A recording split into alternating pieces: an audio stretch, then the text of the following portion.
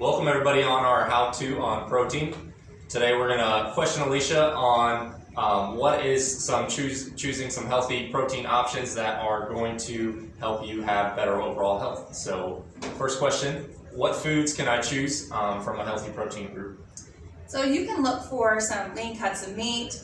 You can even, for your poultry, so your chicken, those are good options as well. Just you maybe want to remove the skin from your poultry, from your chicken breast, even a rotisserie chicken. And then also enjoy some fish and seafood if that's something that you like to eat. Those are some great options, but then also making sure that you have healthy cooking methods to follow with that, and then also avoiding breading or frying those protein sources.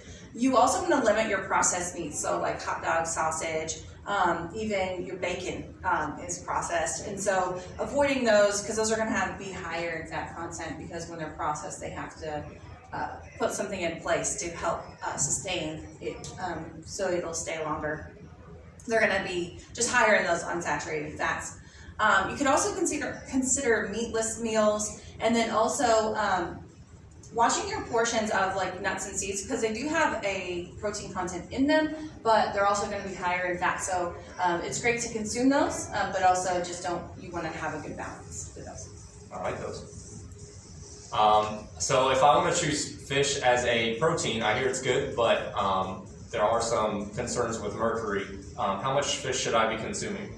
So fish is a great option because it's going to be higher in your omega-3s, which it's lower in saturated fat, but the omega-3s are great fatty acids for you to consume.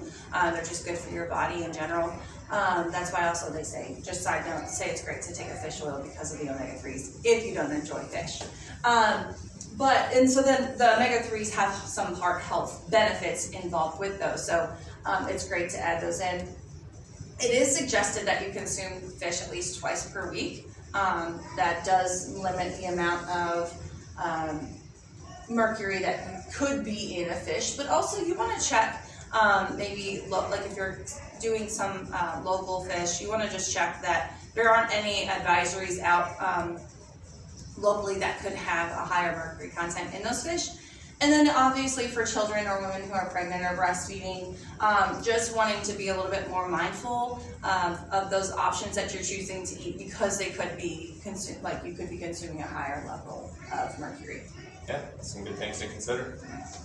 If I am pursuing maybe a vegetarian or vegan option, how can I still get my protein in? Sure, so those meatless meals can look like a base of beans, lentils, quinoa, even oats or oatmeal, and then obviously the nuts and seeds, which I had mentioned earlier, but then also even some wild rice. All of those options are going to have some really great protein content.